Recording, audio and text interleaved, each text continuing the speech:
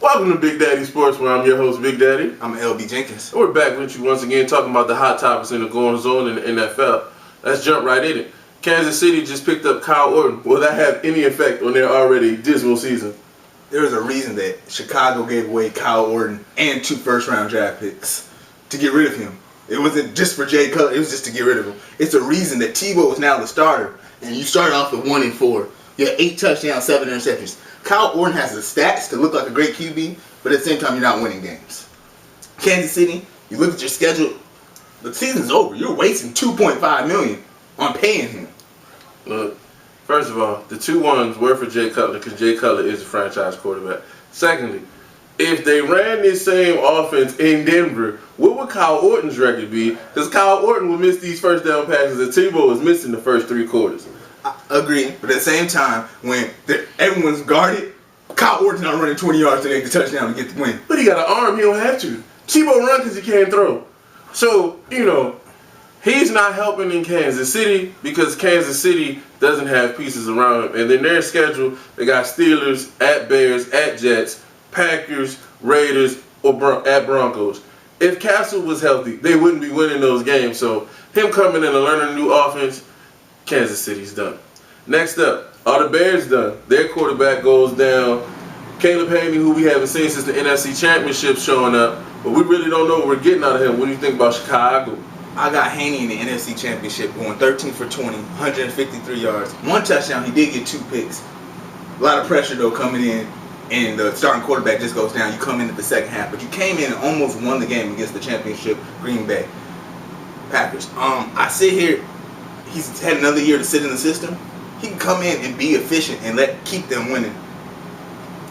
He ain't got to do a lot because they should only need 3 or 4 wins to get in. But they got at the Raiders, the Chiefs, who we just said were done. At the Broncos, we don't know what Tebow's going to do. Got the Seahawks, at Packers, at Vikings. So that schedule's not horrible, but now what they're going to do is Caleb Haney's going to come in and they're putting 8-9 in the box. And they're going to make Caleb Haney beat you. And Jay Cutler was just getting in rhythm with those wide receivers. Which Johnny Knox are you going to get with Caleb Haney? The one you got last week or the one that played and didn't show up for 10 weeks? Which Roy Williams are you going to get? The one that doesn't show up or the one that plays hard and makes first down? So you're getting a whole new chemistry over. I don't know how that's going to work out. Chicago could be in trouble. They could be. I think Mike Marks needs to do the bigger thing. I can't run these 5 receiver sets. I need to run the ball more.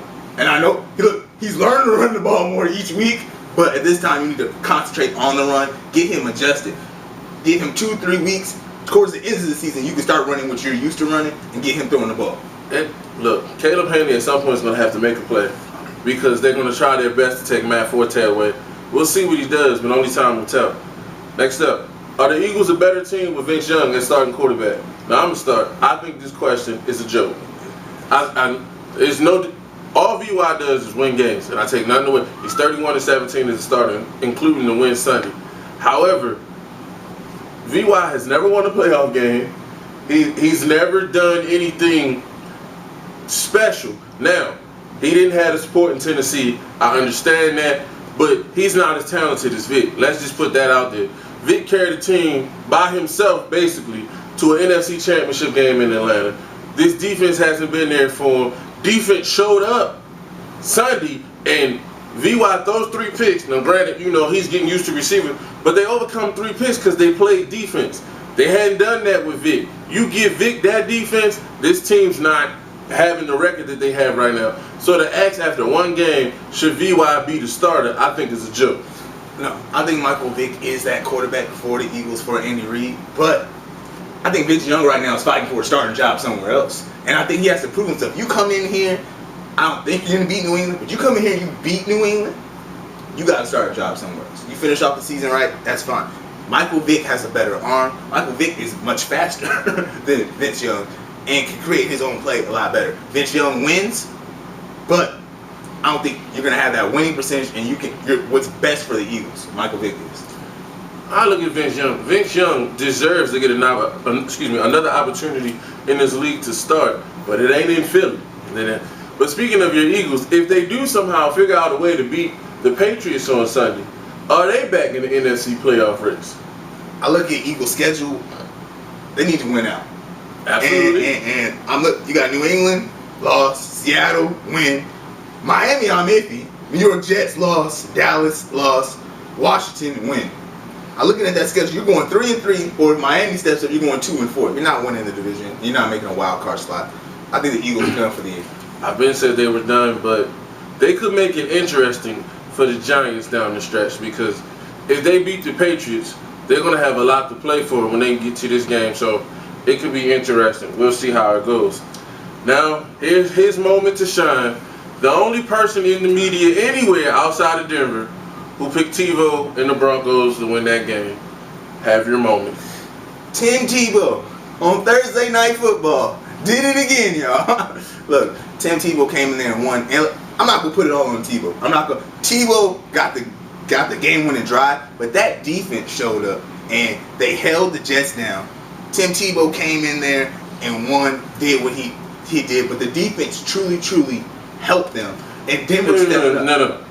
Rex Ryan, I'm so angry with you. You see what I've had to deal with since last Thursday? Look, it was Sanchez's fault that Denver won that game more than Tebow driving. They shouldn't have been that close. This is despicable that I even have to sit and listen to this garbage. Mark Sanchez, what happened? All you had to go in there and do is not turn the ball over. You gave them 7 points, and he's been gloating ever since. Can Tebow sustain?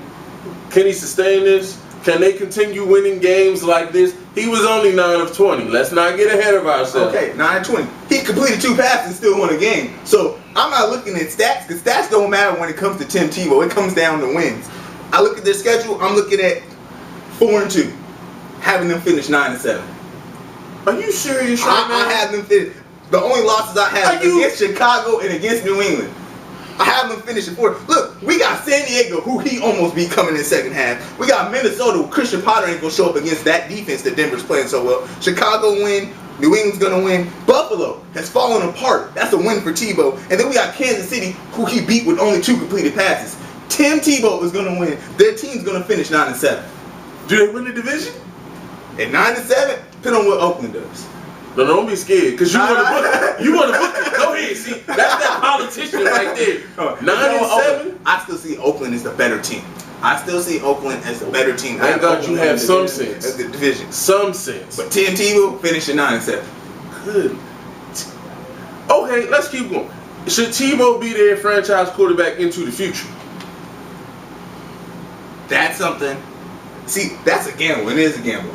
It's more than a gamble. Wait. 5 minutes ago, less than 5 minutes ago, I'm talking about this season. He's broke the mold as quarterback, and stats don't matter. Here's where the rubber meets the road. Should he be the franchise quarterback?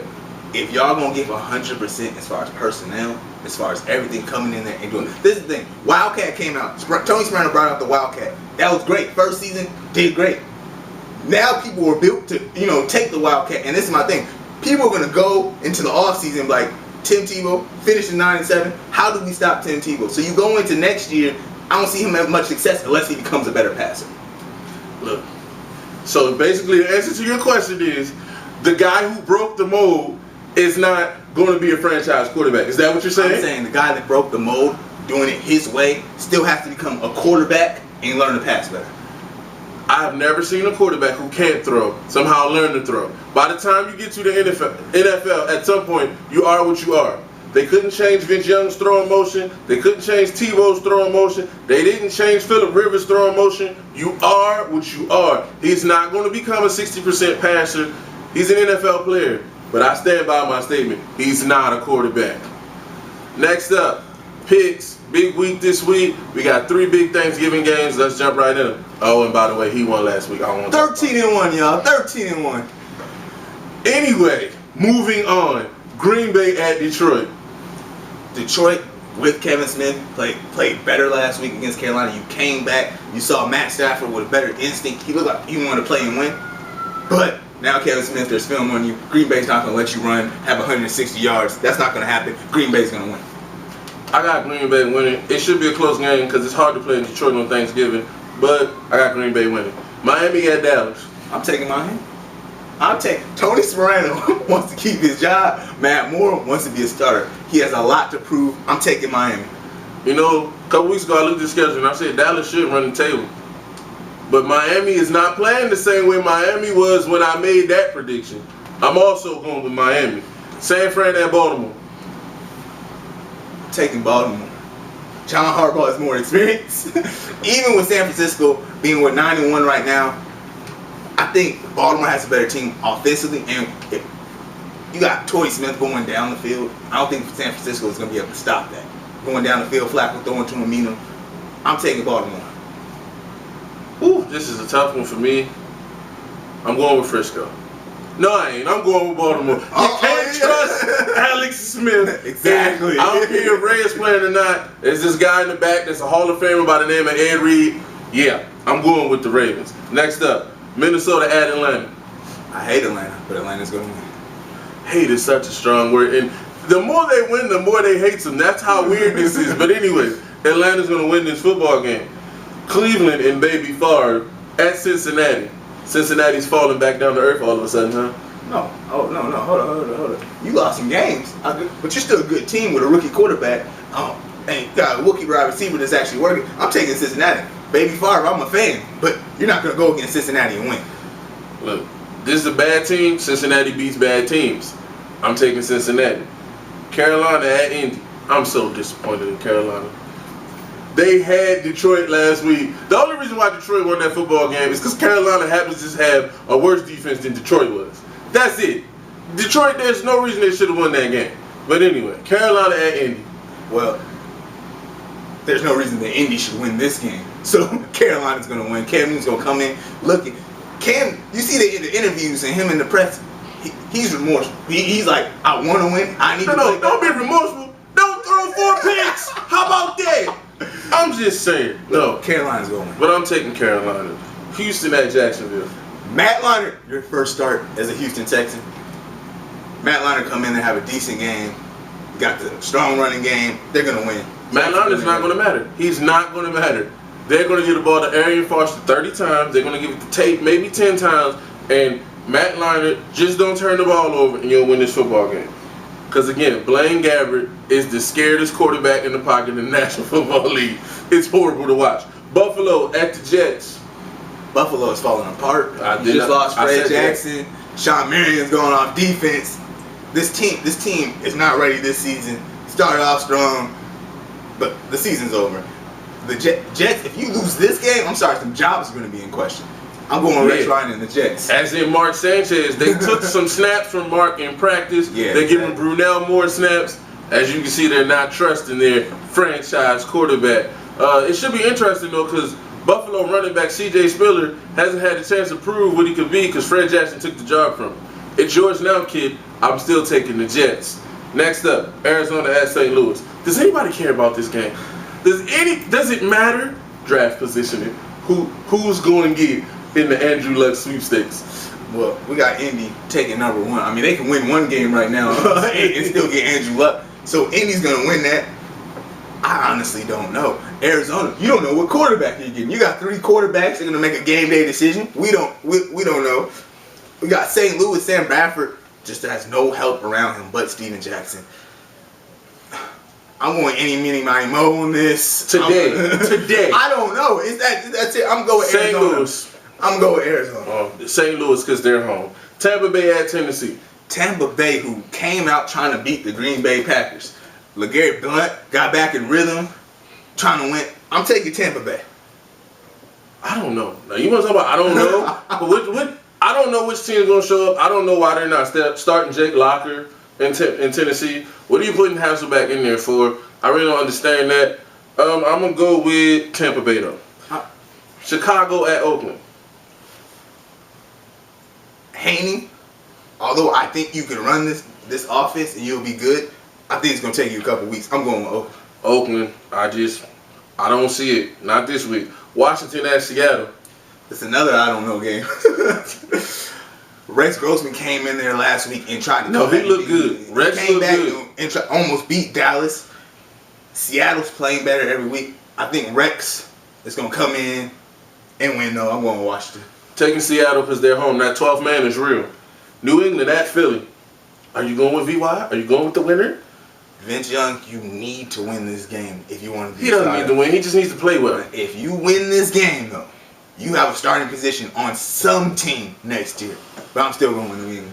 I'm going with New England. Brady and them are about to get on the roll. I'm taking New England. Tebow Mania goes to San Diego this week. Who you got? I got Tebow. San Diego is falling apart. I mean, Phillip Rivers is making mistakes. The running backs are just garbage. Again, they are not Darren Sproles and not LT. Garbage. You got defense ain't playing well. Look, Denver's going to win. I'd love to argue with you, but I really can't right now, so I'm going with Denver. For whatever reason, the NFL decided to put Kansas City on national TV 2 weeks in a row. So the next Sunday night game is Pittsburgh at Kansas City. Kansas City's going to get embarrassed again. I'm going with Pittsburgh. You know what? I'm going to surprise you here. I'm going to go with Pittsburgh. No, there's no way Kansas City's winning this game. Yo, Kyle Orton is going to embarrass yourself for the rest of the season. He's not playing this week. There's no way he's playing this week. Giants at New Orleans.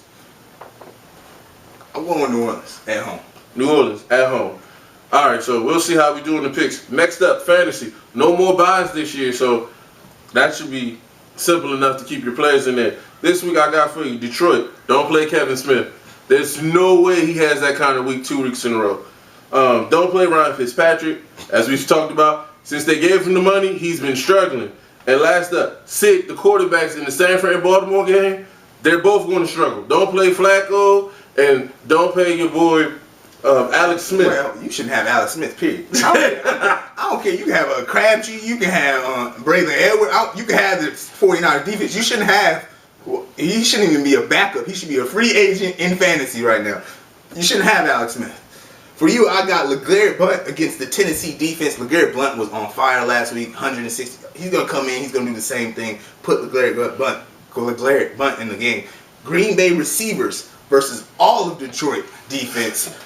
Look, they have no secondary.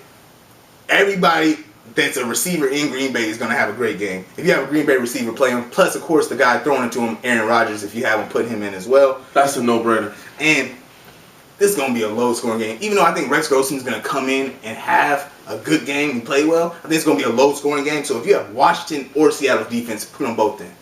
That's all we got for you. Good luck with your picks this week. Remember, hit us up on Twitter. That's at BigDaddie6 and LB Jenkins at Light Bright J. That's Light Bright J. Happy Thanksgiving, y'all. Have a good one.